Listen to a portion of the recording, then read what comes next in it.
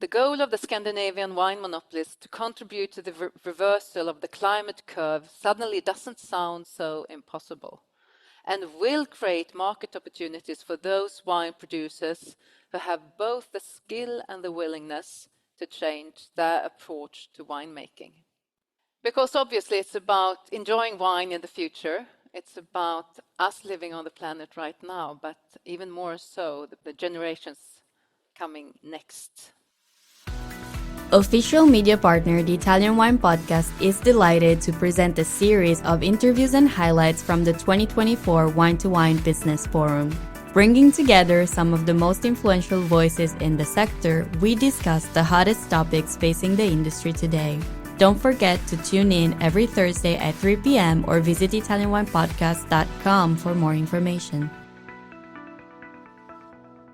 Is all about the Swedish Retailer Systembolaget and their strategy in which AI plays an important role. I'd like to welcome to the stage Sara Norell. Let's give it a round of applause. So Sara Norell is also a very, very dear friend of ours for wine2wine. She's been with us. I think this is her third time?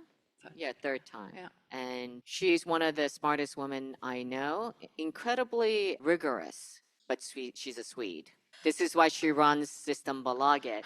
And her official title is responsible, but I guess it means she's the lead. She's the big cheese for Systembolaget, for the assortment and supply chain, including category management, purchasing, quality control, sustainability, We supply chain, and logistics. I mean, the Swedes are so precise. You know, we like them this way. So I hope you can share with us what you're doing, the state of the art of AI in the application of Systembolaget. Okay, Sara. Thank you so much for inviting me. How many in here are working with Systembolaget today? Or yes, that was one hand, two hands. Wow, great. So you're going to have not a sort of a review of what we do and how we do it, but more precisely about how we are using AI and also how we are, with sort of the starting point in the customers, how we are developing, not the least, our strategy for cutting the climate impact. As we all know, the world is evolving and so are customers' behavior and expectations. So at Systembolaget, and most of us, we need to change the way we are doing things. And this is where our strategy starts. It starts with the customer, the consumer. And you know that there are a lot of things happening, and how we are sort of the expectations we have on retailers and where we are buying our things are incredibly different if it compares to 10 years ago. We need more knowledge to help to choose because the number of articles the SKUs are bigger than ever before. We need to know where to find my product, either in the shop or online. If I like something, how can I find something similar? We want it to be quick and convenient. We don't have time. And also we want to act sustainably. We know that the world is changing out there and we have a planet that is not feeling very well. And last but not least, we like a healthy lifestyle, even if it does not include Sober October or anything else. But our customers, they want to drink less, and we know that it's a trend all over the world. So looking at our focus for the coming years, it's about strengthening our digital customer experience. AI is part of that. It is to significantly reduce our climate impact, but it also to work with better public health. And that is also in the core of what Systembolaget is doing. Since our mandate is to help limiting the harmful effects of alcohol. So I divide it into two different areas. The first one is how we are using AI behind the scene. It's about making better forecasts. It's about staffing more efficiently. It's about doing what we are doing administratively more efficient, etc. I'm not going to go more deeply into that.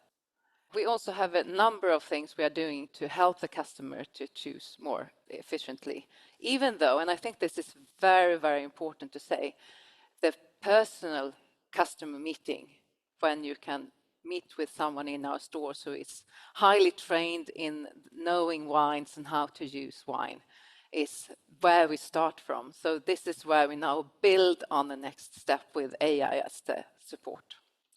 But it all starts with really good and excellent data.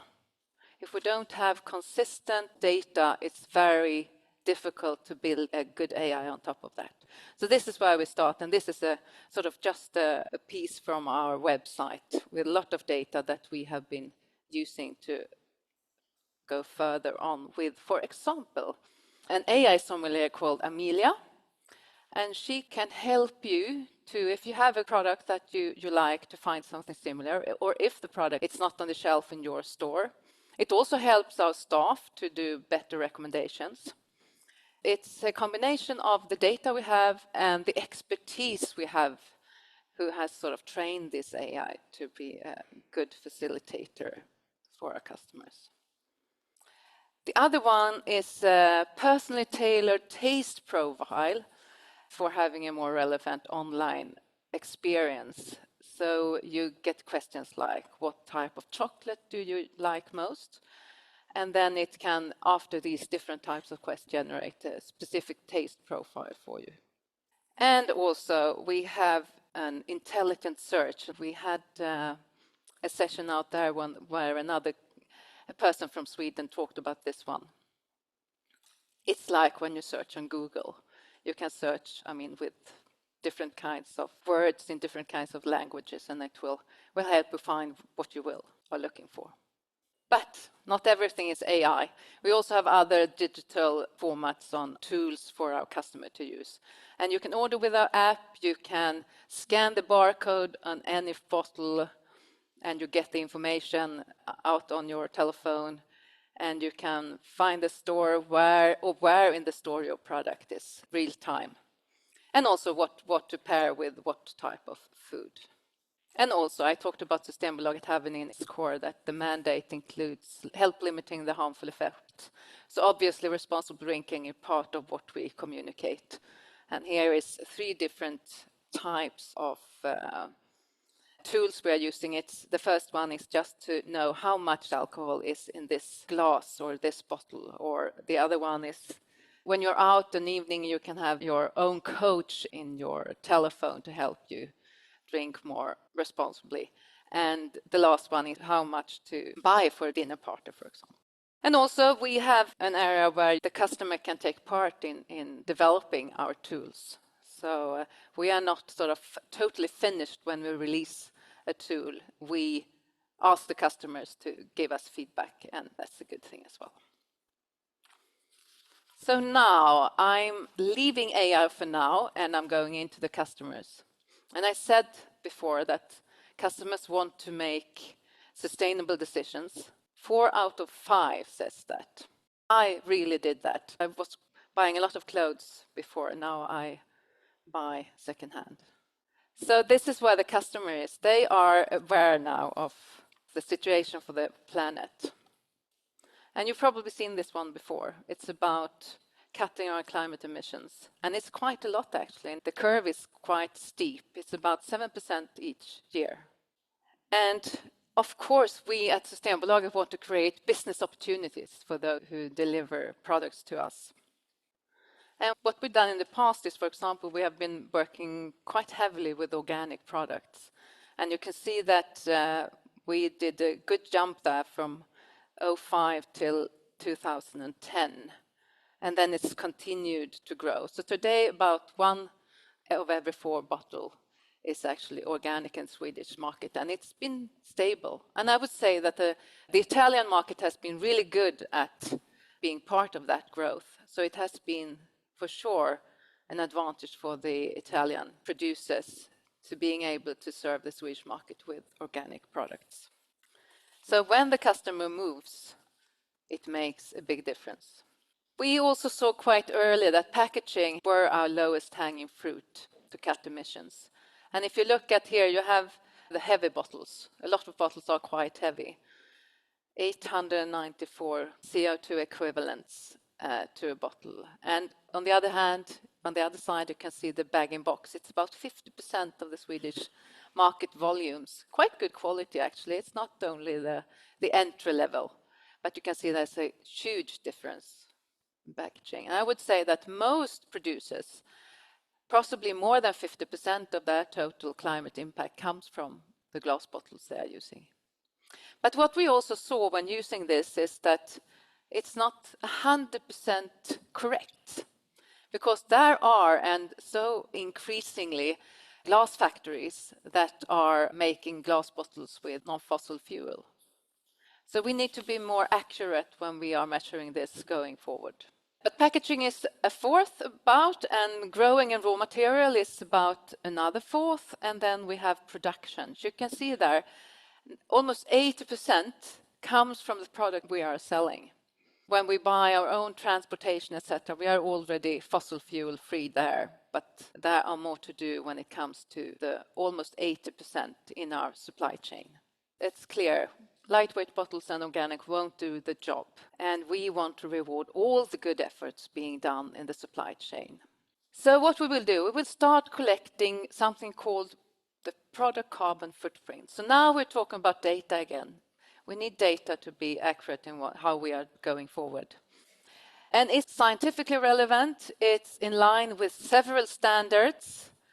We use third-party expertise, and we want it to be easy to implement and use. For all those, we will require reporting on their carbon emission, their carbon footprint. And it's also jointly developed with our monopoly colleagues in Finland and Norway. So it's about collecting data on several points. We get this method, we get this PCF, and then we can use it in different areas of going forward. So about the tools, how we're going to use the PCF data, obviously to systematic improvements and also to share the benchmark so that you as a supplier or a producer can compare with other competitive brands or producers. We will also use it for reporting. You know about CSRD, which is the European law coming up, where we will start reporting next year. We will use it in our assortment management. If you have a lower PCF, you will probably be granted a bigger distribution than if you, in comparison with the other suppliers, the other products you are competing with. And also, obviously, we will use it for communicating with our customers so they can do informed choices when they come to the carbon footprint. And we will use it when we are sending out our requirements for the tender requests. It will be used also there. So we've done our first pilots. So it's about 60 products that we have collected data from, several suppliers. And when we ask them, the participants, what they think about it, they think that it's moderately time-consuming. It is not very difficult so far, but obviously we learn a lot now. This is work in progress. So we need to do this more. We need to supply training and support, and we need to refine how we are doing things. Next year it starts happening. It's Next year we will start collecting data for everything in our fixed assortment. Not everything at the same time, but gradually. And that's about 94% of the volumes we sell, but obviously it's not as many products since these are the volume products we are starting with. But anyone who wants to take part, participate, will be welcome. So if you want to go fast, go alone. If you want to go far, go together. I think this is very important. And I talked about the monopolies in the Nordics, that we are doing things together when it comes to finding the same tool, the same way of calculating PCF, the product carbon footprint. We believe that more buyers are aligned, it will be easier for suppliers and producers. We also had a Nordic Monopoly conference in August where we met not only with our nearest neighbors but also with the American monopolies, which is Canada and also in the US. And this is actually when SAQ Quebec also signs the Nordic Environmental Roadmap together with the rest of us in the Nordics. I would also like to talk a little bit about Sustainable Wine Roundtable. Anyone in here who heard about Sustainable Wine Roundtable before? Yes, awesome, good.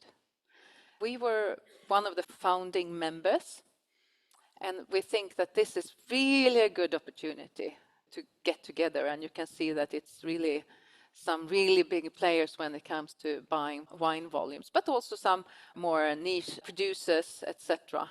For example, there's an agreement on the bottle weight accord, and everybody has signed not to have sort of more than 420 grams bottles on an average.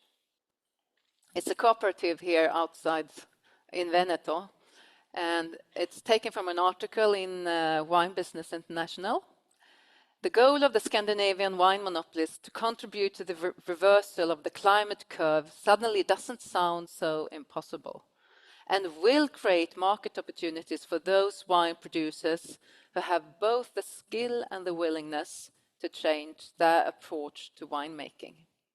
Because obviously it's about enjoying wine in the future. It's about us living on the planet right now, but even more so, the generations coming next. It goes very well together with the vision of Systembolaget, which is a society where alcohol can be enjoyed without harming people or the environment. And this is actually my husband and my son's little cousin, and they've had having a great fun at the beach at our summer house, which is in October. It's a fantastic day. So I would like to say thank you. And I hope that you will remember, thank you. I hope you will remember 3 things. It's about the customer, it's about a livable planet, or a growable planet, perhaps. It's about doing things together, and AI will be an enabler for that. Thank you so much. Listen to the Italian Wine Podcast wherever you get your podcasts. We're on SoundCloud, Apple Podcasts, Spotify, Himalaya FM, and more. Don't forget to subscribe and rate the show. If you enjoy listening, please consider donating through ItalianWinePodcast.com. Any amount helps cover equipment, production, and publication costs. Until next time, cin cin.